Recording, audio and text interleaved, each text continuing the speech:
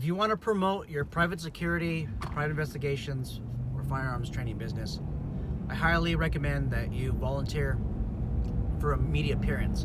So generally, when a crime occurs, or major crime occurs, maybe an active shooter situation, or some other type of violence that attracts a lot of media attention, the media tends to search for subject matter experts.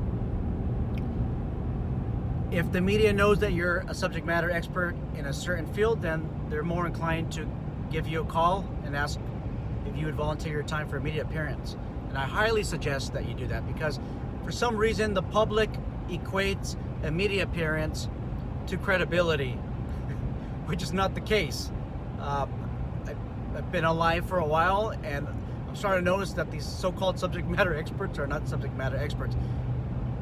And I'm beginning to realize what is really going on. So in the training business, I have been around a lot of people, and I know their qualifications because I personally interacted with them. And this one guy, he made a media appearance on a major television network, and I was shocked to see him on there. And I'm shocked because I know his qualifications. So he talked about active shooting situations, or active shooter incident, mass casualties. He talks about how to save your life, how to save the life of others. But I just remembered that his qualifications were not of an active shooter subject matter expert. Okay, you can't call yourself a subject matter expert if you don't even have the qualifications, but the media gave him that title. His qualifications was limited to an 8-hour class.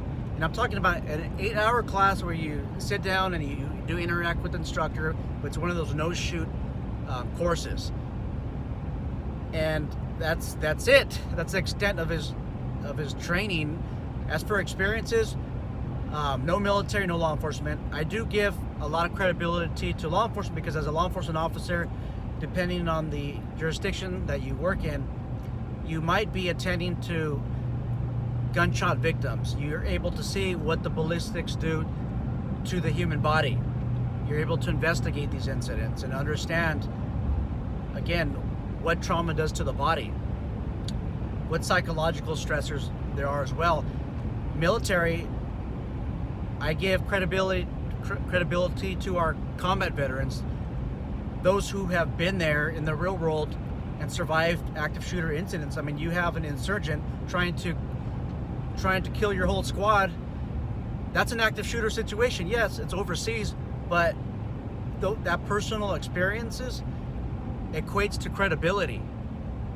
Private security, you're going to get less exposure.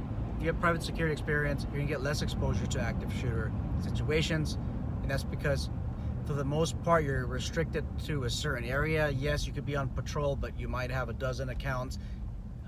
Again, depending on where you work, there is probably no active shooter situations. Again, I know that some of you in the private security sector have been around neighborhoods, maybe apartment complexes where the gunfire is going off. So I'm not talking about you guys. I'm talking about those who don't have that experience with trauma victims and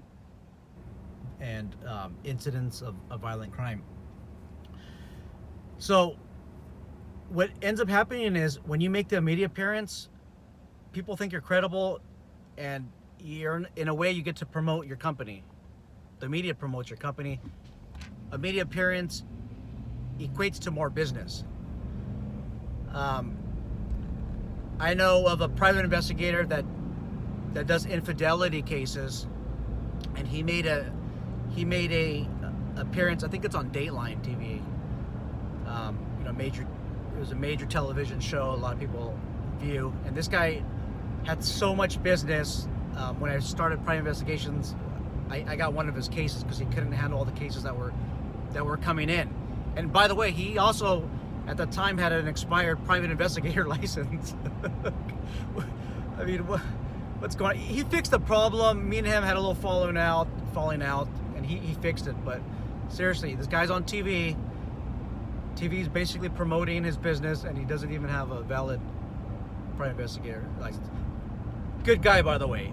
He just made a mistake during that year. He got so tied up in the business. Anyhow, try to make those media appearances. It will definitely promote your business almost for free.